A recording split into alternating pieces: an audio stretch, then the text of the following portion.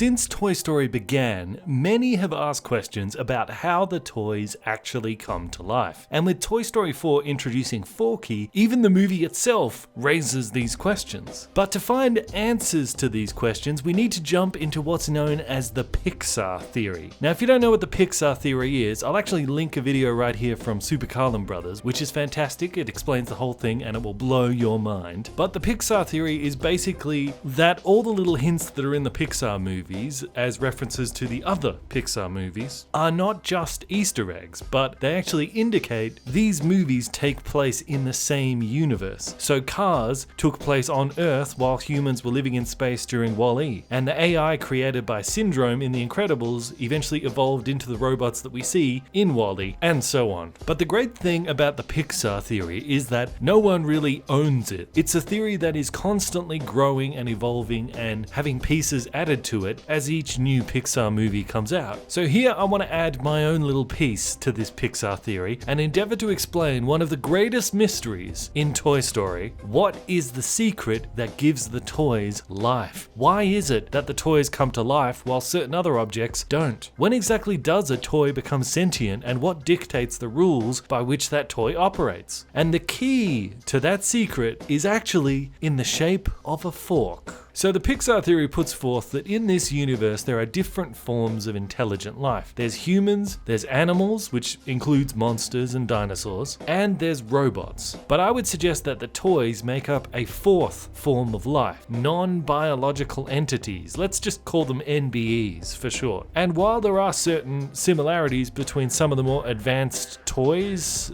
the more advanced NBEs, and robots, there is still quite a difference between a robot and an NBE.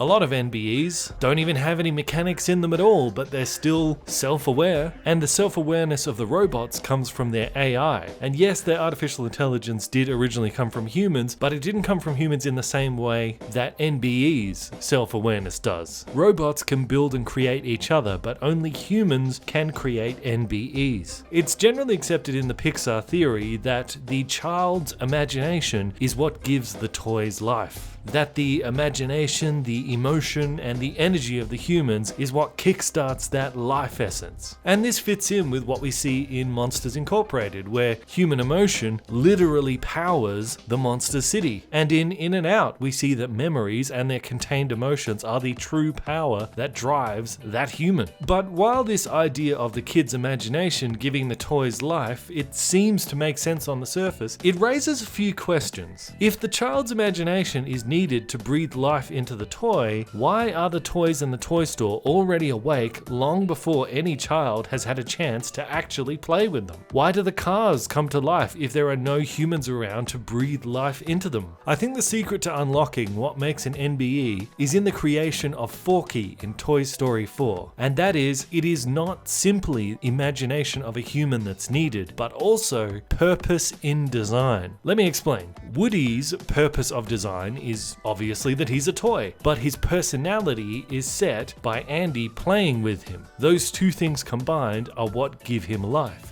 This would explain why all the Buzz Lightyears in the toy shop have basically identical personalities, because they have purpose in design as a toy, but since no child has actually played with them yet, their personalities are imprinted by their being designed, which is why all of their personalities are the same. Only after kids play with them will they start to develop their individual personalities based off that kid's imagination. Or take, for example, Sid's toys in Toy Story 2. None of his toys actually speak. This is because of the way that Sid views his toys. In his imagination, they are not fully formed characters like Woody and Buzz are to Andy. In Sid's imagination, these are simply parts to be disassembled and reassembled however he likes. This would prohibit his toys from speaking. We actually see this play out with one of the alien toys that he wins in the claw machine. When that toy is chosen, it's speaking, it has the ability to speak, but after its first play session with Sid, it never speaks again, because the imagination of his creator imprints the NB NBE with that personality. Also, when the kids imprint a personality onto the toy through play, the kid doesn't imagine that the toy is actually alive. The kid imagines it's just a toy, which would explain why, even though the toy is actually brought to life by the kid's imagination, every time that there's a human in the room, they go lifeless, because it's not part of the kid's imagination that the toys are actually alive, even though ironically the imagination did bring them to life. See, even in the first movie, Buzz Lightyear, who doesn't actually know that he's a toy yet, even he goes lifeless when he's being played with. We see Forky do the same thing in Toy Story 4. He only tries to run and jump into the trash when nobody's looking. He doesn't do it when humans are looking at him, because even he is imprinted with these guidelines through the play of the child. So this theory of needing both imagination of a human and purpose in design explains cars as well. There are no humans around, but there is certainly purpose in the car's design. Even if a car is never actually driven by a human, the car does still inherit some personality from the imagination of the people who designed the car originally. So there's a certain low level of default personality in anything that's designed by a human, but only after they interact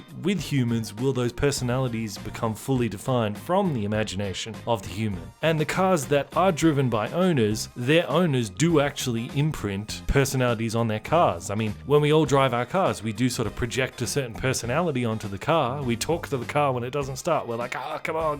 Whether we mean to or not, we project personalities onto our cars. And isn't it interesting that some of the older cars are the ones that have more pronounced personalities because they are the ones that would have been driven by humans longer? But the existence of Forky is what I think really gives my theory weight here, because he is the first NBE whose purpose in his design conflicts with his identity that was given to him by his creator. His purpose in design as a fork was not to be a toy, yet that is exactly what he is turned into through the imagination of his creator. Hence, his identity crisis throughout the film. I don't belong here! I'm not a toy!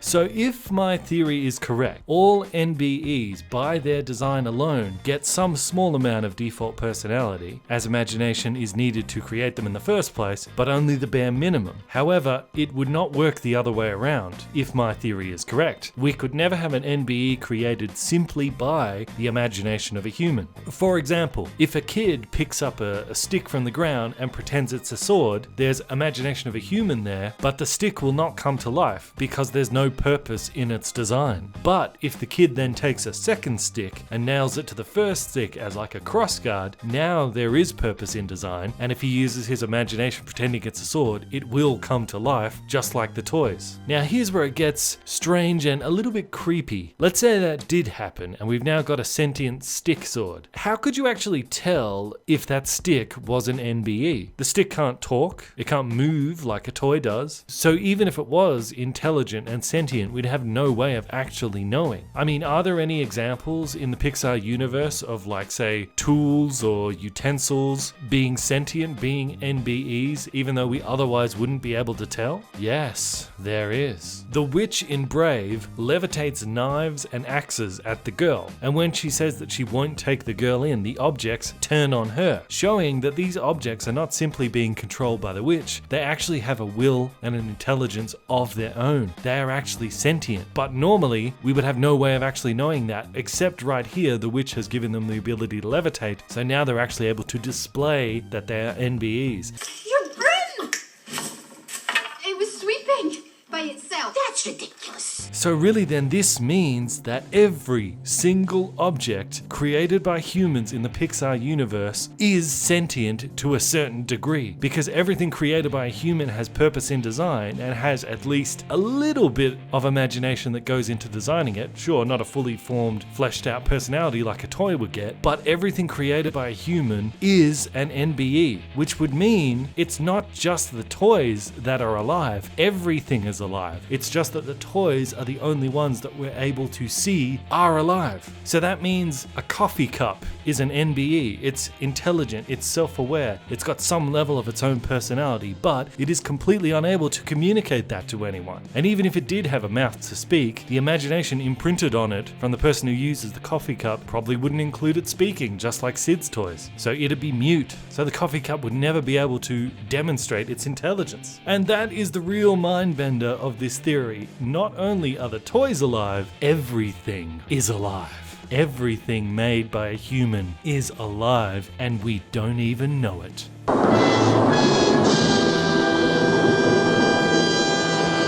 So thanks for watching, guys. Let me know what you think of my theory, whether it holds any weight or not, and I highly recommend you check out the video I referenced. I'll actually link it in the end cards here. It's fantastic. It goes through the whole Pixar theory. It will blow your mind. I am Bandit. This is Bandit Incorporated. Until next time, I will see you guys in the comments.